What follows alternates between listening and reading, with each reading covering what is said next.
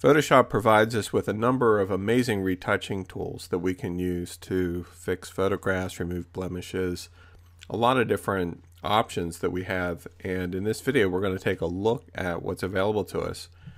First thing we're going to take a look at is the healing tools. And I love these tools. They are just amazing. I don't know how they do what they do, but we're going to go through them one at a time. The first tool that we're going to look at is the Spot Healing Brush tool. And I use this tool a lot actually. It's very simple. You select it.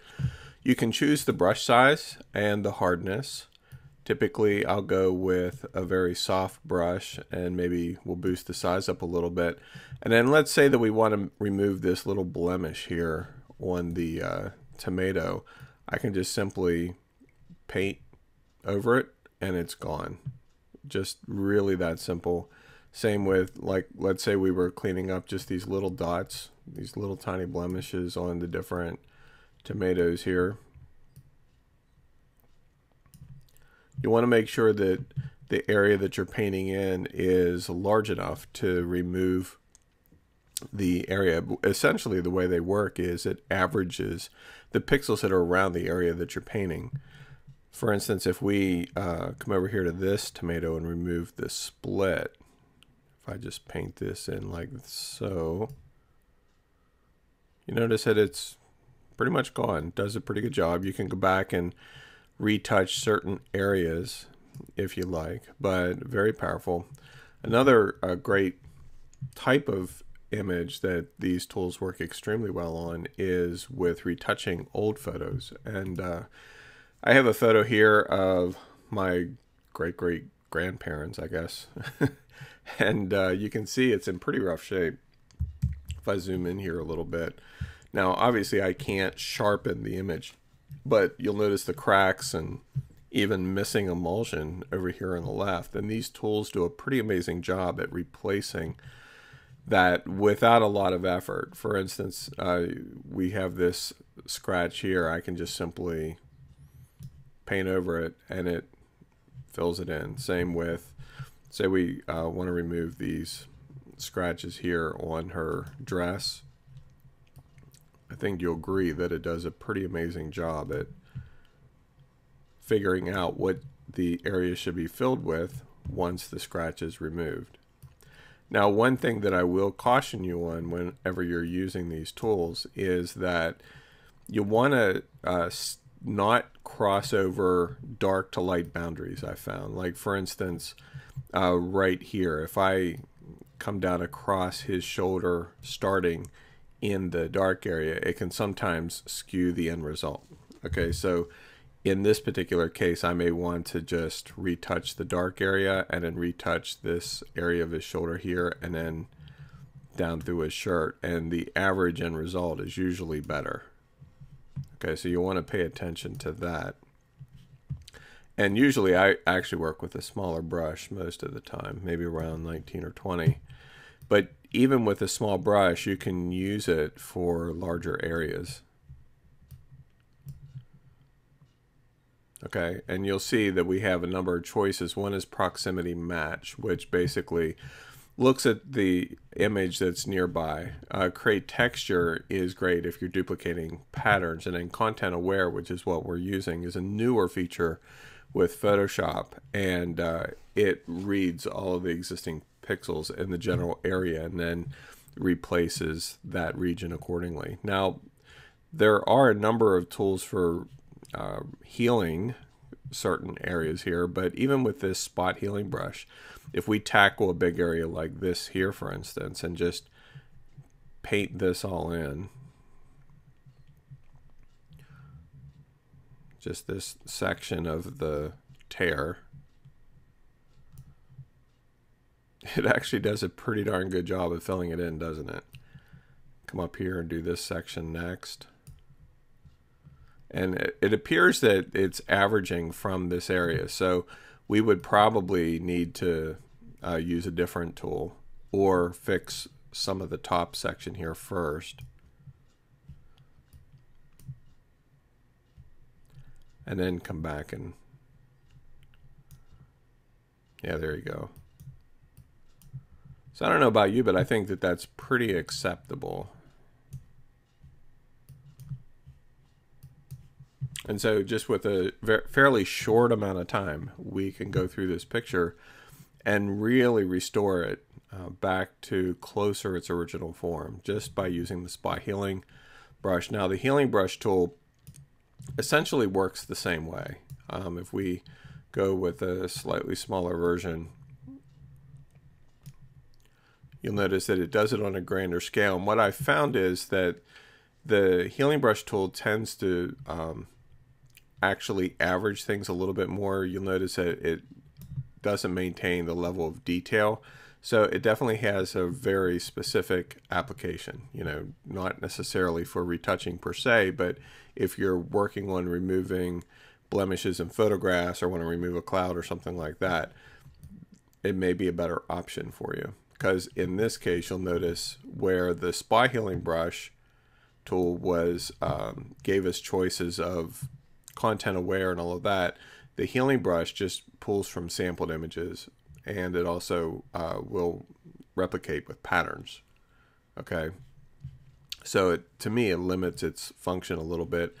The patch tool works very similarly, but I find it kind of cool. Let's go over here to the tomato picture that we had, and I'll show you how the patch tool works here. You'll notice that we have this blemish here on the tomato. It was actually in the tomato, and let's say that we wanted to move that, so remove it. So what I would do is, with the patch tool selected, I would draw a line or a circle around the area that we want to replace. And then you'll notice that whenever I move the tool into the selected area, there's a little arrow that appears to the right. And essentially what that does is, if I left mouse click and drag to the right or to the left, whatever, you notice how it's sampling the image to the right. Whenever I release the mouse, what it'll do is it'll take that as an example and average it together with the pixels that are in the existing source area, and use that to create a patch. Okay, so watch what happens. Now if I deselect, it did a pretty darn good job of removing that, didn't it? And then we could just use the spot healing brush to go in and clean up that tiny little line right here if that bothers us. So I can just go in and, actually I'd probably want to use a bigger brush, but you can see now that, you know, that spot is gone, and the average person would never know that it was there. So it's an extremely powerful tool as well. And then the red eye tool is pretty straightforward. I'm not going to demonstrate that. It just simply removes red eye from photographs that were shot with a flash, and the process essentially works very similarly. The next tool we're going to look at in this video are the clone stamp tools. And the clone stamp works very similar to some of the patch tools that we were just working with one huge exception, and that is that the clone stamp works with the source image. In other words, rather than use content aware fill like we were playing around with the healing brushes, you set a specific location where you're deriving your repair from. So for instance, if we wanted to remove this line right here, let's increase the size of the brush a little bit. And so I would either, if I'm on a PC, I would push the Alt key to set a source. On a Mac, it's the Option key. And so I would click, hold the Alt key down and click, and that sets my source. And then when I come down and start painting, you'll notice the crosshairs shows me exactly where it's deriving its source repair from. So it's not averaged like the healing brush was. It's a literal side-by-side cloning. I mean, you're cloning one area and going to another. Okay, so in some cases, that can actually work extremely well. Like for instance, perhaps there's a certain area if you're retouching where the content aware tool just isn't working the way it's supposed to. So you can use a clone tool and have full control over what you're cloning and where. And one of the things that I like about it, I don't know if you can see it, but notice how whenever I move the brush, you can actually see where the clone, what is going to be applied. See, if I move it up here, you can see exactly what's going to be applied. It's going to be that grass area. And then like before, the crosshairs will show me where it's deriving its source from. So in some cases, if you're cloning a larger area, you may have to reset your point multiple times to fill in, and simply choose the Alt key and click, and that'll reset your source area. Okay. So again, another powerful resource for working in these tools. And one other tool that I forgot to mention here was the Content Aware Move tool. This is a newer tool in Photoshop, but essentially it works the same way, except on a much larger scale. Like for instance, let's say that we wanted to move this deer to the right, or maybe down into the scene a little bit more. You can simply, with the Content Aware Move, I can silhouette around the deer, and it doesn't have to be perfect, but just silhouette around the deer here.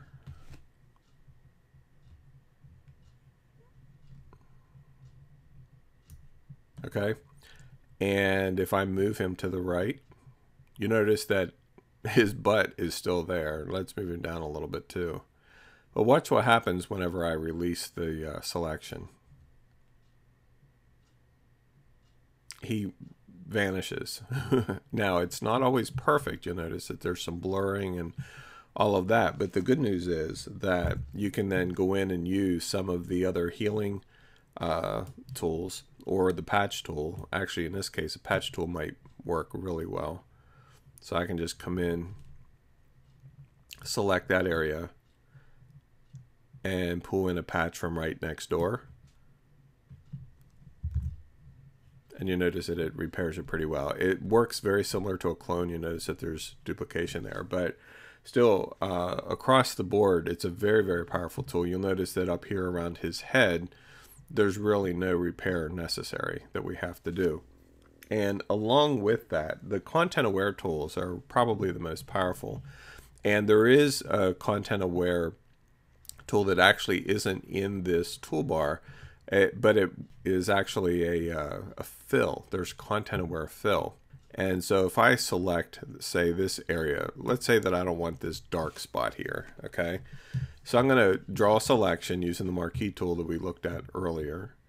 I'm going to feather that edge just a little bit, just so that it's not such a harsh edge. We'll choose 5.